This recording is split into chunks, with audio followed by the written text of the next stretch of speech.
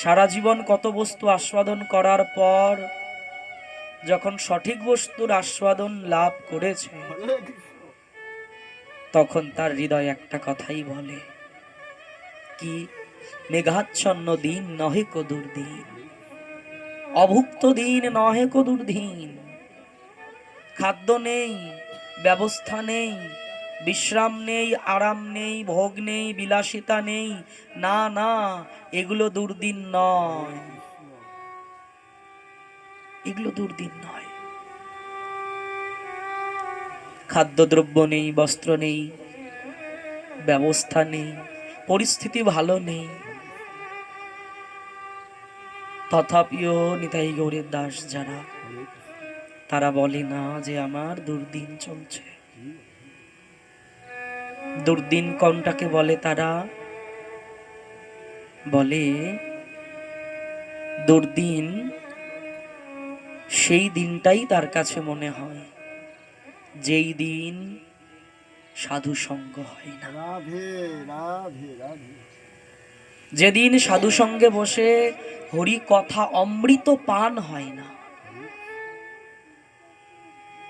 যেই দিন কোনো বৈষ্ণব বদন দর্শন হয় না। বলে আমায় পবিত্র কে করবে? বৈষ্ণব দর্শন হলে পবিত্র হয় মন। কোটি স্নানেও যা হয় না, তা বৈষ্ণব দর্শন মাত্র হয়। আর যদি বৈষ্ণব মুখে হরি কথা হয়, তাহলে তো কর্ণ মন তৃপ্ত করে দেয় সেই হরি কথা অমৃত। প্রেম সে বলো। তাই মেঘাচ্ছন্ন নহে কো দুর্দিন। যারা সংসার ভালোবাসে, যাদের সংসার সম্বন্ধীয় ভোগ্য বিষয়গুলো ভালো লাগে, তারা বলবে যে আজকে সারাদিন বৃষ্টি হচ্ছে, ঘর থেকে বেরোনো গেল না, এটা কত দুর্দিন, খুব খারাপ দিন। সংসারে কোনো অমঙ্গল ঘটে গেল, এর থেকে খারাপ দিন জীবনে হয় না ভাবে। বলে না, এটা খারাপ দিন নয়। তুমি যেদিন বদনে হরি বলতে পারবে না, তুমি যেদিন বদনে কৃষ্ণ নাম বলতে পারবে না, যেদিন তোমার কর্ণ যুগল হরি কথা শ্রবণ করবে না, যেদিন তোমার যুগল নয়ন, যুগল দর্শন, রাধা মাধব দর্শন, বৈষ্ণব দর্শন করা থেকে বঞ্চিত হবে, যেদিন তোমার এই জিহ্বা ভগবত প্রসাদ পাবে না, সেই দিনটাই দুর্দিন। বলো না প্রেম সে শ্রী রাধে।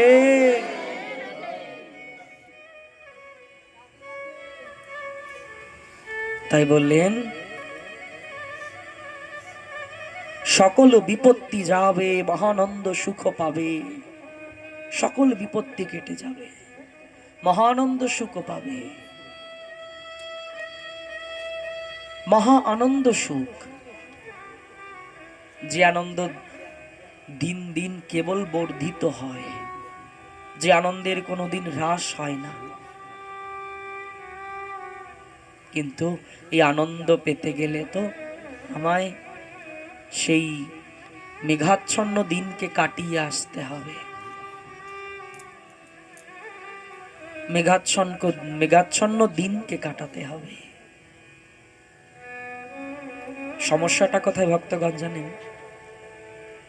দেখা গেল সকাল থেকে ভোর থেকেই আজকে আকাশটা মেঘলা, আকাশটা ভোর থেকেই মেঘলা, আকাশটা এত ঘন কালো মেঘে ঢাকা, সূর্যদেবকে আর দেখাই গেল না। আর আমি বসে বসে গালে হাত দিয়ে চিন্তা করলাম, বেলা বুঝি এখনো হয় নাই।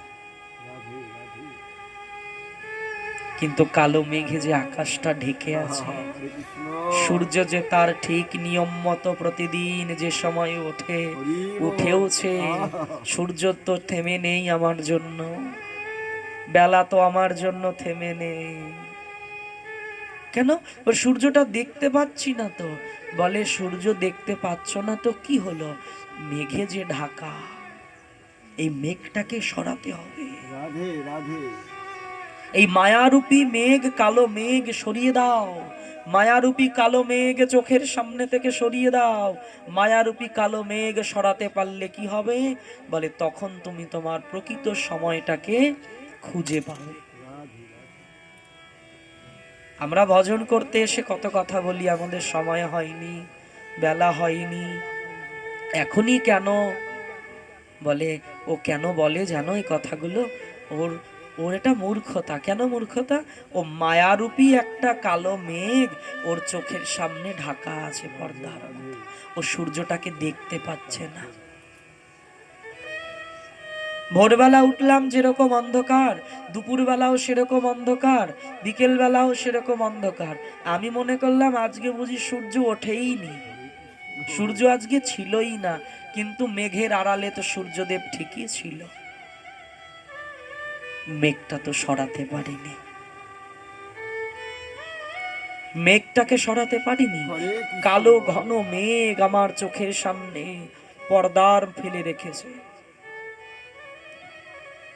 এই কালো মেঘ সবার চোখের সামনে থাকে। বলে এই পৃথিবীতে জন্ম নেওয়া মাত্রই কালো মেঘ সবার জীবনে চলে আসে। বলে তাহলে ও সরাতে পারলো, আমি পারবো না? বলে অবশ্যই পারবো, হরিনাম দ্বারা। একটু হরিনামের প্রতি মনটাকে নিলে তখন কি হবে? সেই হরিনাম আমাদের সেই কালো মায়ারূপী পর্দাটাকে সরাতে আরম্ভ করবে, একটু একটু করে ঝাড় দেবে। সাধু সঙ্গে অনুক্ষণ ভজন হয় মার্জন, মার্জন হতে থাকবে। আর যদি আমরা ওই কালো মেঘটাকে সরাতে পারি, তাহলে সকল বিপত্তি কেটে গেল। রাধে শ্যাম, জয় রাধে। কালো মেঘটাকে যদি সরাতে পারি, সংসার সম্বন্ধীয় মায়া বন্ধনগুলোকে যদি মনে মনে ছেদন করতে পারি, বসে বসে মনে মনে মায়া ব্যাধিগুলোকে যদি ছিঁড়ে ছিঁড়ে দিতে পারি। একটা সুবিশাল বৃক্ষ, সুবিশাল বৃক্ষের নিশ্চয়ই অনেক শেকড় আছে।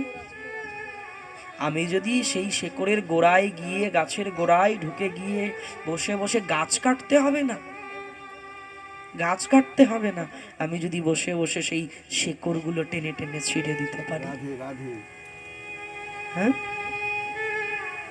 আমি বসে বসে যদি গুনে গুনে শেকড়গুলোকে ছিঁড়তে পারি।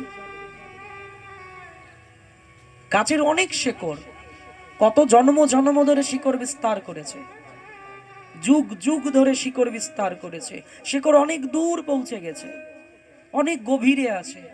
অনেক গভীরেও যেতে হবে না, ওই গোড়ায় গিয়ে যদি একটু শেকড়গুলোকে ছিঁড়তে পারি, ধরে ধরে গুনে গুনে গুনে গুনে শেকড়গুলো যদি একটু ছিঁড়ে দেওয়া যায়, গাছ এমনিতেই দুর্বল হয়ে পড়বে। প্রেম সে বলো।